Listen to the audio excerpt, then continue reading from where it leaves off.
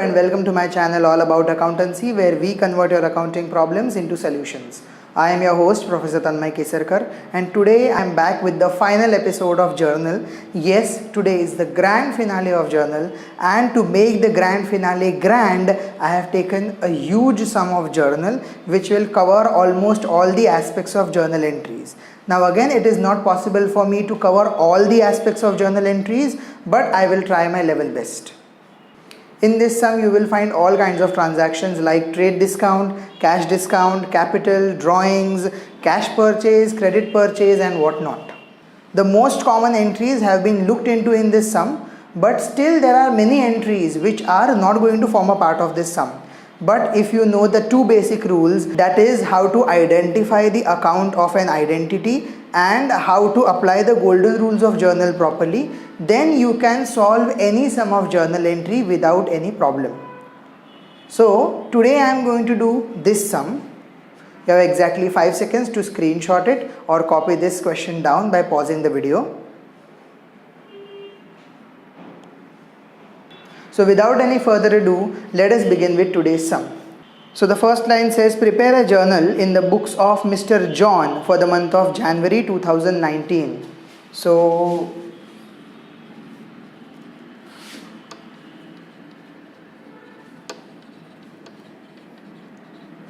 in the books of John, journal entries. So I have drawn the format over here. Today I have not divided the board into two halves because the board is already very small and I cannot manage to write in a very small handwriting. So what I am going to do, for me my page is going to end over here. So every time this board ends, I am going to take the total carried forward and total brought forward. Okay. So the first transaction is January 1, started business with cash, machinery and furniture. So 2019, January 1.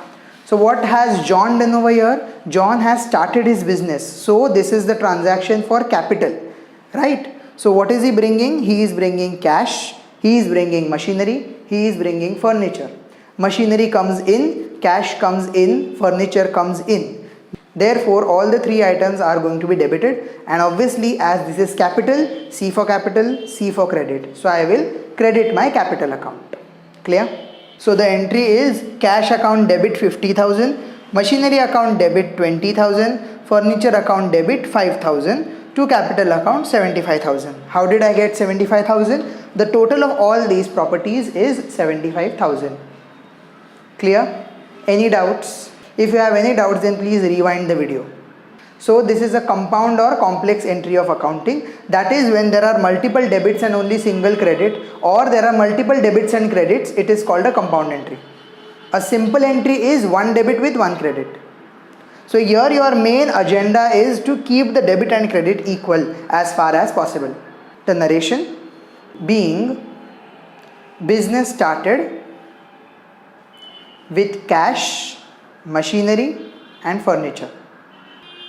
Moving on, January 3rd, purchase goods worth rupees 7,000 from Miss Susan at 10% trade discount. So the first step is to check whether there is for cash or by cash in this transaction. No, for cash or by cash is not written in this. This is a credit transaction. So I am purchasing goods from Miss Susan, that too at 10% trade discount. Now if you remember, trade discount has an effect on your journal entry, but your journal entry does not change. That is, you don't have to make a trade discount account. Correct? So it is January 3rd.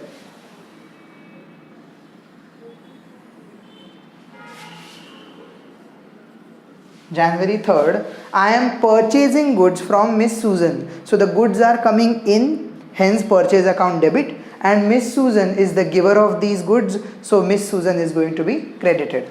So the entry is purchase account debit to Susan's account. But what is the amount over here? Let us see. Purchase goods worth rupees 7,000 from Miss Susan at 10% trade discount. So my discount over here is what? 10%. So the 10% of 7,000. I had told you a simple trick for calculating 10%, that is just remove the digit in the units place. So in the units place we have a 0, so I am going to cut that down. So 7,000's 10% is 700. So I am going to make a bracket over here, 7,000 minus 700. So the amount will be 6,300.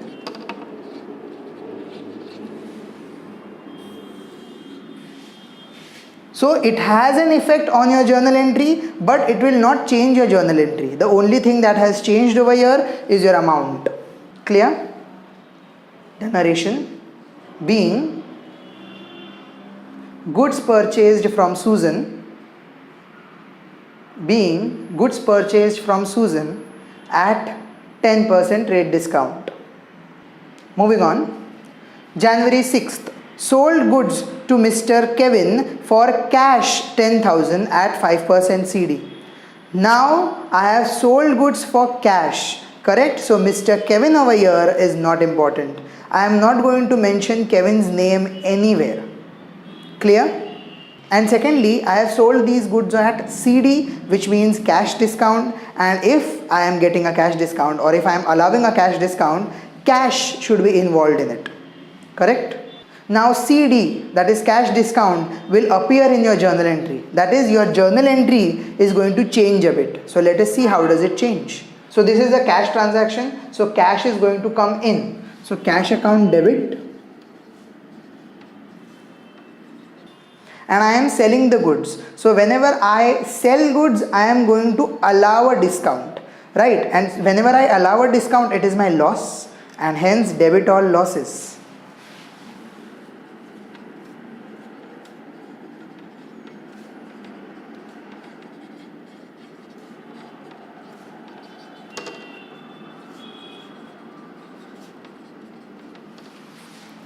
So cash account debit, discount allowed account debit to sales account. Now in case of cash discount, the amount of sales remains exactly the same as given in the question. So let us see what is the amount given in the question. Sold goods to Mr. Kevin for cash rupees 10,000. So the amount of sales is 10,000. So for sales I am going to write 10,000. But what is the amount of my discount? The discount is 5% CD. So 5% of 10,000 should be equal to 500.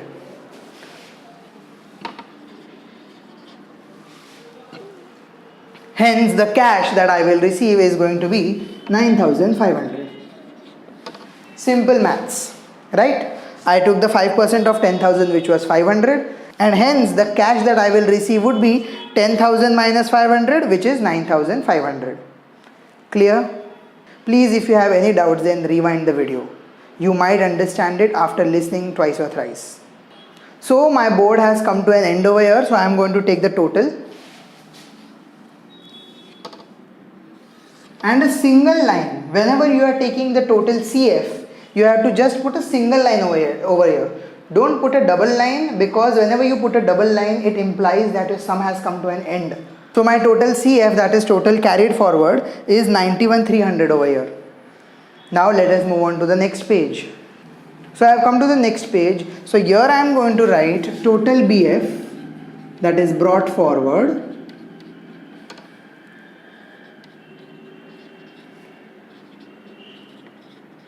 $91,300. And now we will move on to our next transaction. Our next transaction is paid for stationery 1,500. Now this is very simple to understand. I have paid cash for stationery. Though the word cash has not been mentioned over here, but in absence of information, you are always supposed to assume that you have paid cash. Now here stationery is your expense, or some people would say that stationery is our property. Whatever it is, even if it is a property, debit what comes in, and if it is your expense, then debit all expenses and losses. Hence stationery is to be debited. And secondly, what is going out? Cash is going out. Even though the word cash has not been mentioned over here, always remember that nominal transactions have cash in it. Clear? Now let us start. So the entry that I have passed over here is stationery account debit to cash account 1,500, 1,500. So this entry was not complicated. The narration for this is being stationery purchased for cash. Next entry, deposited cash rupees 20,000 into the bank. So what I have done, I have a bank account. I have deposited money into my bank account. Right? Now here nothing has been mentioned about whether it is a savings bank account or current bank account. Remember, if it is a savings bank account, that means the businessman is withdrawing money for personal use. So if it is a savings bank account, it has to be drawings. But here no information is given, so we will assume that he has deposited money into the current bank account. So he has deposited the money for business purpose only, hence this is not drawings. The two main aspects are cash and bank, right? My cash is going out, so I will credit cash, and the bank is the receiver, hence I will debit bank. Simple. So the entry that I have passed over here is bank account debit to cash account 20,000, 20,000. Narration: being cash deposited into the bank. Next entry, January 16, paid salary to Mr. Mark rupees 3,000 by check. Now if you remember, I had said that in nominal transactions, the person is not important. I am paying the salary, which is important, and how am I paying the salary, that is important. It does not matter to whom you are giving the salary. So I can give it to Mark or any Tom, Dick and Harry, it does not matter. All that matters over here is what are you paying and how are you paying. So what are you paying? You are paying salary. And how are you paying? You are paying by check, that is through bank, right? So salary is your expense, so I will debit salary, and you are paying through check, that is you are paying through your bank account. So the bank is losing its money, the bank is the giver, hence I will credit bank account. Clear? So the entry that I have passed over here is salary account debit to bank account 3,000, 3,000. Narration: paid salary by check. Again over here some people would like to say paid salary to Mark by check. As far as my point of view is concerned, I will never write the person's name in case of a nominal transaction. So keep that in mind. If you do not understand what to write as a narration, just copy the entire sentence, we will say nothing to you. But a narration is just a simple translation of a journal entry. It is for those who do not understand journal entries. So just write whatever comes to your mind in simple language. And that's that. Date January 20. Paid rupees 6,000 to Miss Susan as full settlement of her account. Okay. So what is happening over here? I am paying rupees 6,000 to Miss Susan as full settlement. So whenever the word full settlement is mentioned, it means that either you are going to give discount or you are going to receive discount. Here we are paying money, right? So we are going to receive discount. So I am paying money to whom? To Susan. Susan is the receiver, so I will debit Susan. Cash is going out, so I will credit cash.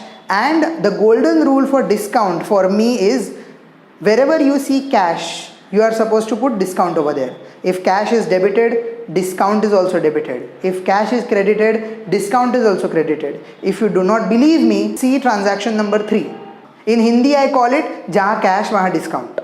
If your cash is debited, discount is also debited. If your cash is credited, your discount is also credited. Simple. Now let us see how to form the journal entry for this. The date is 20.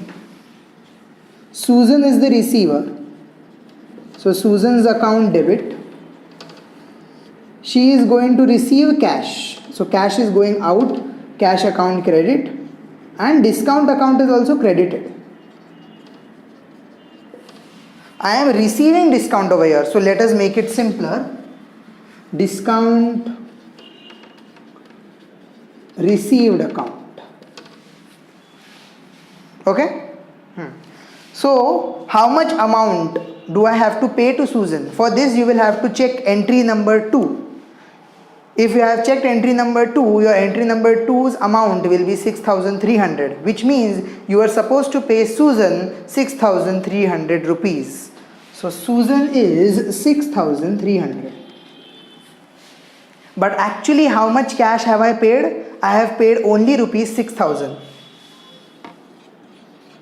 So obviously my discount is going to be 300. It's very simple, don't panic. See, you had to pay 6,300 to Susan, but eventually you paid only 6,000 rupees. So the profit is 300 rupees. Simple. And as it is a profit, you all know credit all incomes and gains. So I have credited my gain over here, I have credited what is going out, and I have debited the receiver. Simple. Narration: being cash paid to Susan, being cash paid to Susan in full settlement. Next is January 24, withdrew cash rupees 500 for personal expense. Whenever you withdraw cash for personal expense, it is called drawings. And if you remember, D for drawings, D for debit, hence I will debit the drawings account. And what have I withdrawn? I can withdraw anything, by the way. I can withdraw cash, I can withdraw checks, I can withdraw goods, I can withdraw furniture, anything. So don't just assume that the only thing that can be withdrawn is cash. No, you can withdraw anything that you like because you are the owner of the organization. Anyways, here John has withdrawn 500 rupees cash. So the entry that I have passed over here is drawings account debit, because D for drawings, D for debit, and cash account credit because cash is going out of my organization. Again, let me remind you, I am making the books for the organization and not for the businessman. Correct? Narration for this would be being cash withdrawn, being cash withdrawn for personal use. Now again my board has come to an end, so I have to take the total over here, that is total CF. Again I have just made a single line so that you don't get confused. So my total CF is 122,600. Now let us move on to our next page. So I have come to the next page. Let us move on to our next transaction. So the next transaction is January 27, goods distributed as free samples 2,500. Okay, now this is a bit tricky. Okay, I have goods which I have distributed. So the goods are going out, correct? So the goods are going to be credited. So that is not a big problem over here. The problem over here is, when do you distribute goods as free samples? When you want to promote your goods, right? So whenever you want to do advertisement, you distribute your goods as free samples. So here the term advertisement is used. Always remember, whenever goods are distributed as free samples, it will fall under the category of advertisements. And advertisement is your expense. Hence, I am going to debit your advertisement account. So the entry that I have passed over here is advertisement account debit to purchase account. Now, as you know, goods account do not exist in the books of accounts, right? So it has to be purchase, sale, purchase return, or sale return. I cannot write it sales account because I am not selling the goods, right? I am giving them away as free samples. So sales cannot come over here, and the goods are not coming in return, neither am I returning the goods. So it is not purchase return, it is not sales return, hence it is purchase. The logic over here is the goods were purchased at some time and now the goods are going out of the purchase account. Hence purchase account is credited. I mean, that is the way I think about it. The narration is going to be being goods distributed as free samples. The next entry, January 28, goods lost by fire rupees 3,000 but an insurance claim of 2,000 is available. Okay, so what has happened over here? Again a complicated entry. I had goods in my godown and there occurred some fire. Okay, so the goods worth rupees 3,000 were destroyed, but the insurance people have said that we will give you 2,000 rupees as your insurance claim. So what is happening over here? My total loss was actually 3,000 rupees, but I am getting a refund of 2,000, right? So actually my loss is only of rupees 1,000. So how do we frame this? What are the aspects in this transaction? Let me tell you, first thing that you are losing in this transaction are your goods. So goods are going out, goods is going to be there, correct? Goods are there. Then you are suffering a loss, right? So the loss by fire is also over there, and you are also going to receive insurance claim, correct? So insurance claim is also an aspect. So here you have three aspects in this journal entry. Let us see how to put them. Date is 28. The first thing that comes to my mind is goods. Now the goods are destroyed by fire over here, correct? So the goods are going out of your organization. So I am going to credit the goods. Now what has happened to me? I have suffered a loss, right? And you are supposed to debit all losses. So loss by fire account debited. Now actually how much loss did you suffer? You suffered only a loss of rupees 1000, because actually your loss was 3000 rupees, but the insurance company is going to give you 2000 rupees, hence your net loss is 1000 rupees. So the loss by fire is going to be 1000. The next thing, you are going to receive insurance claim. You have not yet received it. It is receivable in the future. Anything that is receivable in the future is your asset, and assets always have a debit balance.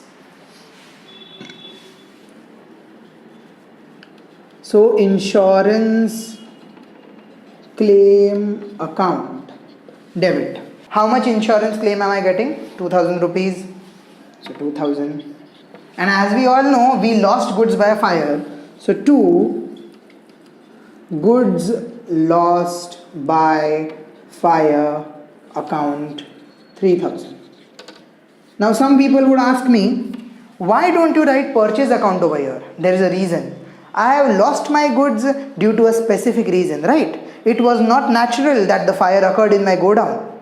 Hence, it is compulsory for me to mention that why have I lost these goods. In case of advertisement, this is very natural, giving out goods as free samples. But when it comes to goods destroyed by fire, you are supposed to write goods lost by fire or goods destroyed by fire.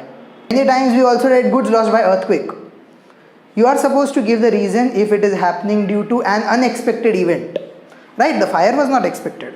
So this entry, I would say this is the most important entry of the entire sum, because this is something new.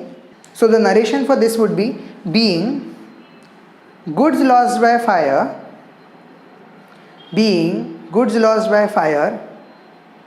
and insurance claim available.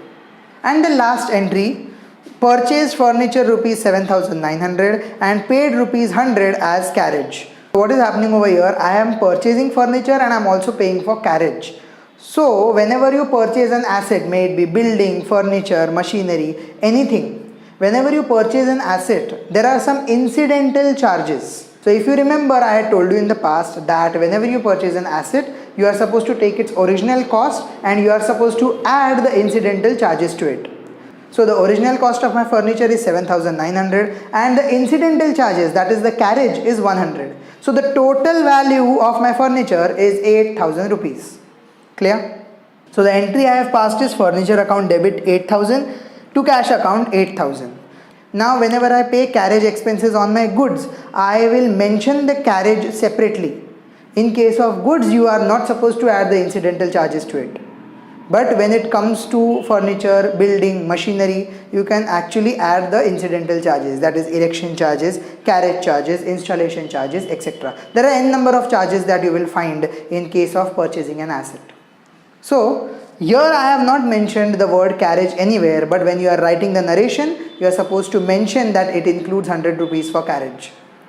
So write down the narration, being furniture purchased and carriage expenses paid, being furniture purchased and carriage expenses paid in cash. And now we have come to the end of the sum, so I am going to take the total over here. Now I am going to make the double lines. Total, no CF, no BF, just blank total. So the total of your journal should be 136,100. Clear? With this we have come to the end of this sum and also to the end of today's video. Again, let me tell you, journal is a very vast topic. There are many such transactions which I have not covered, but it is not possible for me to look and grab each and every transaction and teach it to you. You are your own guru over here. You have to perfect your skills of identifying the aspects in the transaction, then identifying the type of that aspect, whether it is real, personal or nominal, and then how to apply the golden rules of accounting. If you noticed how I solved the sum, I did not go through the entire procedure of making a journal entry. I definitely did the first step, that is picking out the aspects from a transaction, but then I did not think whether it is real, personal and nominal in every transaction. That is because I have practiced this chapter so many times that I just know it. And the transactions are repetitive in all the sums. So once you solve like 5 to 6 sums, You are going to see repetitive transactions and you will just master the skill of passing journal entries. At that note, I will end today's video. I hope you have liked today's video. Please like it, share it, subscribe to my channel and hit the notification bell so that you never miss a new upload. I upload videos every Wednesday and Sunday. If you have any queries or suggestions, then feel free to use the comment box down below. I am waiting for your comments in order to start my new series, as you must be knowing. This is Professor Tanmaypvttutor signing off. See you in my next video. Till then, take care and goodbye.